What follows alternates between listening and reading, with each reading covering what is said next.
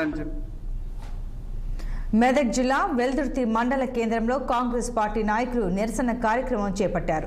BRS working president KTR free bus విషయంలో మహిళలపై చేసిన అనుచిత వ్యాఖ్యలను నిరసిస్తూ అంబేద్కర్ చౌరస్తా వద్ద నిరసన కార్యక్రమం చేపట్టారు. కేటీఆర్ దిష్టి బొమ్మను దహనం చేసి నిరసన తెలిపారు. తెలంగాణ ప్రభుత్వం ఇచ్చిన హామీ మేరకు 6 గ్యారంటీ పథకాలు అమలు చేస్తుంటే బీఆర్ఎస్ నాయకులు ఓర్చుకోలేకపోతున్నారని అన్నారు.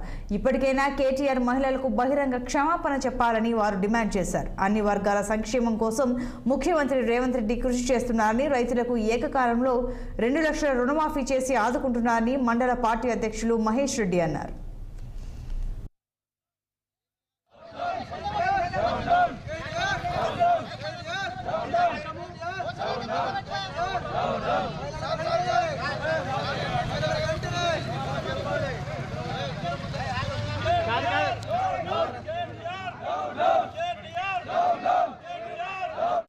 కేటీఆర్ గారి యొక్క దిష్టి బొమ్మను దహనం చేయడము జరిగింది. కాంగ్రెస్ పార్టీ కార్యకర్తలు అందరూ కూడా విచ్చేసి ఇక్కడ ధర్నా చేసి అతని యొక్క దిష్టి బొమ్మను దహనం చేయడం జరిగింది.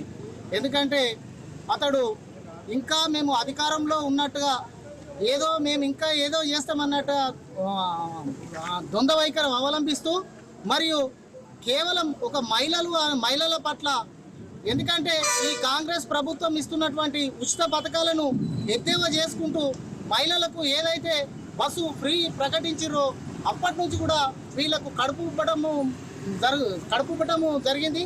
కాబట్టి కేటీఆర్ గారు అతనికి ఇష్టం వచ్చినట్టుగా అతడు వ్యవహరించే మాటలు కానీ విధానం కానీ ఒక మహిళలని చూడకుండా కేవలం వాళ్ళు బస్సులో కూకుండి కుట్లాలుతురు, అవి వెళ్తురు ఇవి వెళ్తురు, అవి బస్సులు అందుకొరకే పెట్టిరా, మీరు బ్రేక్ డ్యాన్సులు చేస్తురు, ఓబ్రే డ్యాన్సులు చేస్తురు, ఈ విధంగా మాట్లాడడం చాలా బాధాకరం.